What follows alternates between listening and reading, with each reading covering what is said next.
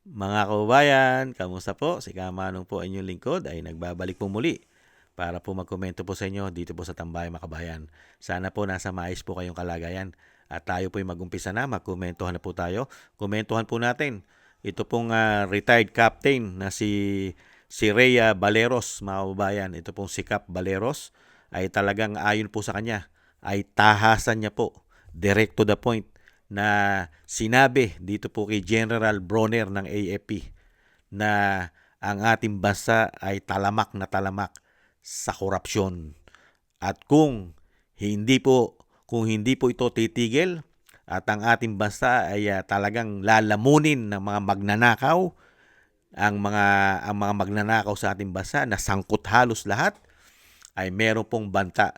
Ito pong grupo nila retired Captain Baleros, mga kababayan. Pakinggan po natin si Cap Baleros. Siya po ay Secretary General ng UPI, mga kababayan. Pakinggan po natin si Cap kung paano niya po kinundina at tahasang sinabi kay General Bronner, mga kababayan.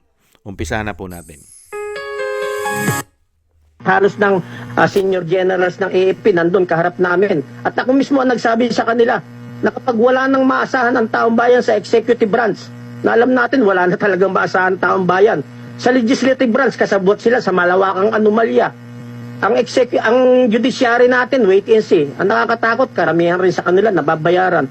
At sinabi rin natin na hindi man lahat, pero karamihan sa mga active, baka yung iba tumanggap na rin ng suhol. So, saan patatakbo ang taong bayan? At sinabi ko to sa kanila, na kapag wala nang matakbuhan ng taong bayan, malamang mag-armas na rin tayo at labanan na natin itong mga gumagawa ng katiwalaan at sinasalaula na ang taong bayan at ang bansa natin. Tahasan natin sinabi sa kanila yan. At sumagot si General Browner na, wag naman Kap at baka sausawan tayo ng ISIS. Sinagot ko rin siya. Sabi ko, General, buti alam mo. Kasi wala na tayo mapunta, saan pa tayo pupunta? Yung hayop nga na wala nang mapuntahan, nasusukol siya, lumalaban tayo pantao na may antas tayo ng kaisipan para alamin ang tama at ang mali. Bakit tayo matatakot? Minsan lang tayo mabubuhay sa mundong ito at never na ito maulit pa muli. At ulitin ko, naniniwala ako, lagpas sa kalahati ng ating active service ang simpatya na nasa taong bayan. At halos ng senior generals ng AFP nandun kaharap namin. At ako mismo ang nagsabi sa kanila na kapag wala nang maasahan ang taong bayan sa executive branch, na alam natin wala na talagang maasahan ang taong bayan. Sa legislative branch, kasabot sila sa malawakang anomalya. Ang judiciary natin, wait and see. Ang nakakatakot, karamihan rin sa kanila nababayaran. At sinabi rin natin na hindi man lahat, pero karamihan sa mga active, baka yung iba tumanggap na rin ng suhol. So, saan patatakbo ang taong bayan? At sinabi ko to sa kanila, na kapag wala nang matakbuhan ng taong bayan, malamang mag-armas na rin tayo at labanan na natin itong mga gumagawa ng katiwalaan at sinasalaula na ang taong bayan at ang bansa natin. Tahasan natin sinabi sa kanila yan. At sumagot si General Browner na, wag naman Kap at baka sausawan tayo ng ISIS. Sinagot ko rin siya. Sabi ko, General, buti alam mo. Kasi wala na tayo mapunta, saan pa tayo pupunta? Tama po yan, sinasabi ni Cap Baleros, mga kabayan. Tama po, wala pong pupuntahan ng taong bayan. At syempre po, ito pong si General Browner ay nagbubulag-bulagan po. Yan po, kaharap po ng mga general, mga senior generals, tahasan pong sinabi po ni retired Captain Ray Baleros ang mga grabe na nangyayari sa ating bansa.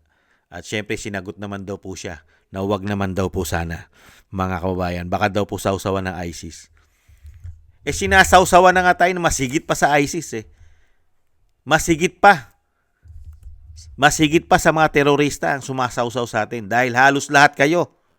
Di ba ayon po kay Cap Baleros, karamihan daw ng mga active generals ay baka daw nababayaran na, nasusuhulan na. Ayon po kay Cap. Hindi po ba? At wala na pong malalapitan ng taong bayan dahil halos lahat sangkot sa korupsyon. Pati po ang executive branch. Di po ba?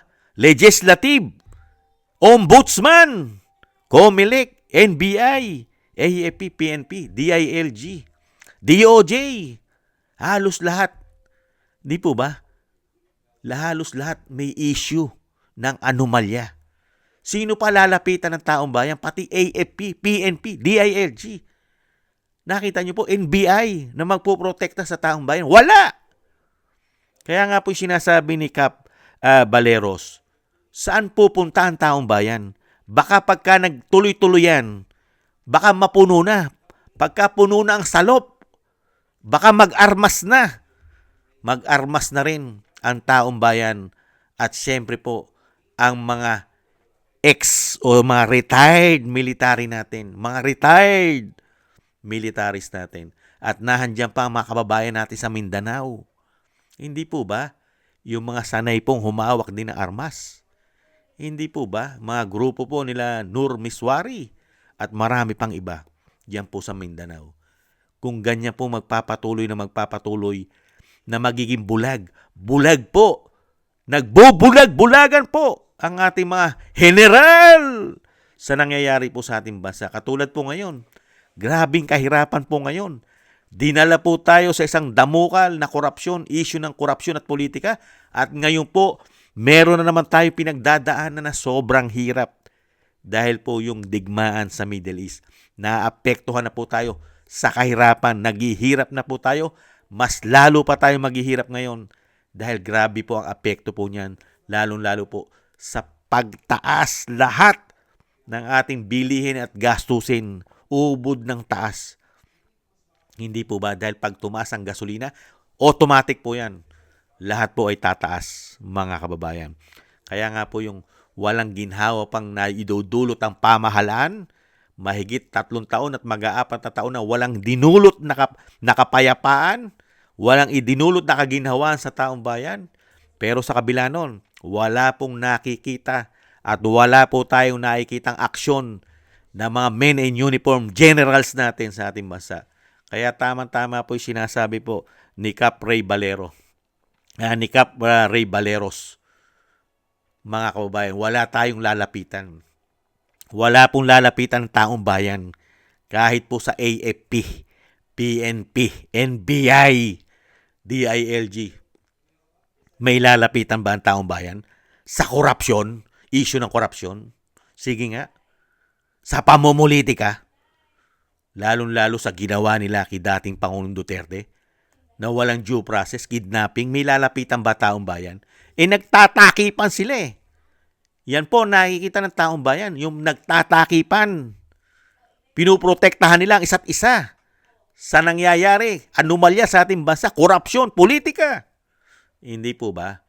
Kaya po tayo, sumasang-ayon po tayo dito po sa pahayag ni Captain Ray Valeros. At talagang nakita nyo po. Tingnan po natin sa mga darating pang araw kung ito pong mga retired officer natin at yung sinasabi rin po ni Cap Valeros na naniniwala po siya. Sana nga po totoo. Sana po totoo yung paniniwala ni Cap na majority, mahigit kalahati po ng ating pong mga men in uniform ay ang suporta po ay nasa taong bayan. Mahigit sa kalahati na raw po. Sana nga po, sana po. Dahil yan po ang inaasahan po ng taong bayan. Dapat po, yan naman po talaga ang tama. Maglingkod po ang ating mga men in uniform. Hindi po sa politikong magnanakaw. Hindi po sa politikong adiktos. Dapat po naglilingkod ang mga men in uniforms natin sa taong bayan. Yan po ang dapat nilang gawin dahil yan po ang nasa saligang batas. Maglilingkod po sila sa taong bayan. Puprotektahan nila ang taong bayan.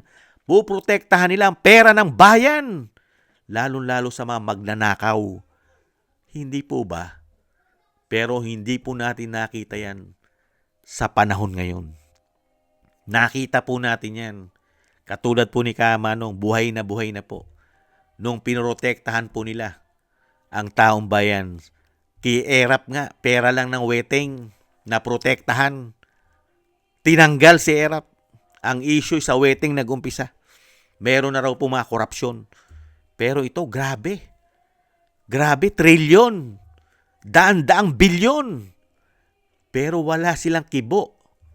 Ito po mga men in uniform natin, lalo-lalo po mga generals na karamihan daw po ay nakakatanggap ayon po kay Cap Valeros. Mga kababayan, mabuhay po kayo Cap Valeros. At sana po ay tuloy-tuloy po. Tuloy-tuloy nyo po, lalong-lalo po ay inyong grupo. Kayo pong naninindigan para sa taong bayan at naninindigan para sa tama dahil kayo na rin po ang may sabi, Kapitan Kikap Ray Baleros, na misan lang tayong mabuhay sa mundong ito. Tapos ginaganito pa tayo ng mga hayop na mga politiko, mga hayop na magnanakaw.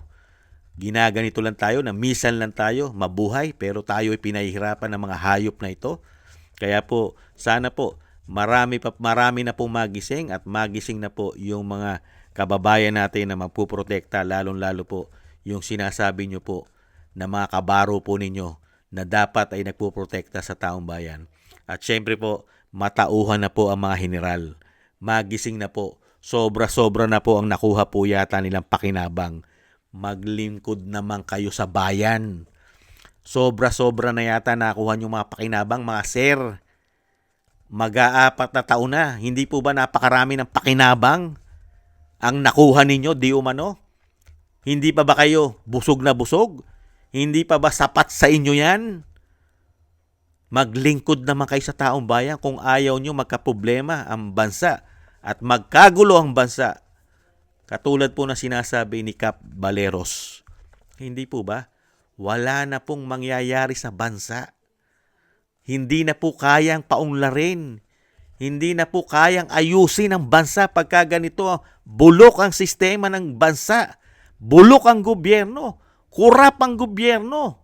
Tuloy-tuloy ang korupsyon. Walang pag-asa ang bansa pagka ganito ang gobyerno. Hindi po ba? Dahil lahat halos. Para po tayong na-virus. Ang bansa natin ay na-virus. Dahil halos lahat po ay nakikinabang. Pati media, pati mga kaparian, simbahan, mga hindi politiko, mga makakaliwang grupo. Hindi po ba? Pati mga pulburon lord, mga smuggler, mga oligarkiya. Hindi po ba? Lahat halos ngayon ay nakikinabang sa gobyerno na karamihan po, majority, ay buwis pa ng taong bayan. Ibang klase po. At syempre po, mawawala ba dyan ang pakinabang? Kaya po naging bulag yung sinasabi ni Kap. Nahandyan po ang AFP, PNP, NBI, pati po ang Department ng DOJ, Ombudsman, DILG, pambihira. Pati po ang ating judiciary, hindi kaya, pati ating judiciary, hindi kaya. Mga kababayan, kaya po tayo po mga kababayan ay umaasa po na sana po ang katarungan po at ang manaig at ang kabutihan naman po ang manaig sa ating bansa. Sana po ang kabutihan at ang katarungan po ay makamit na sa lalong mabilis para po ang ating bansa ay umayos naman po katulad po nung ginawa ni dating Pangulong Duterte na nagkaroon po tayo ng pag-asa. Nung siya po ang Pangulo, nagkaroon po ng pag-asa ang mga Pilipino. Ngayon po, wala tayong kapag-asa dahil protektado po nila at ang pag-asa ay para lang sa kanila, wala sa taong bayan. Hindi po ba? Kung yung mga kababayan nga natin sa naiipit po sa Middle East, hirap na hirap tugunan, yung kahirapan pa ng bansa. Hindi po ba? Kaya wala tayong kapag-asa sa mga hayop na yan, umano. Thank you po, Kap. Kay retired Captain Ray Baleros, maraming salamat po sa inyo at mabuhay po kayo at sana po lagi po kayong ingatan ang 10 ng inyong grupo at ang ating mga retired officer, mga general o captain, lahat po ng posisyon sa gobyerno, lalo-lalo po sa ating mga men in uniform retired, mabuhay po kayo. At syempre po maingatan po kayo kasama po ang ating mga soldiers at ex-marine. Maingatan po kayo sa kapahamakan. At syempre po, ang taong bayan ay sumusuporta po sa inyo. Thank you po sa inyo mga sir. At syempre po mga kabayan, tayo po magdasal na maingatan po tayong lahat. Ating buong sambayanan at pamilya Duterte, ating Vice President, ang dating Pangulo, ay maingatan din po tayo sa kapahamakan. At madugtungan rin po sa buhay at kalakasan, ang buhay at kalakasan ng dating Pangulo. Maraming salamat po sa mga dasal po ninyo. Thank you po mga kabayan. Sa muli po, ingat-ingat po kayo lahat. Paalam. Bye-bye.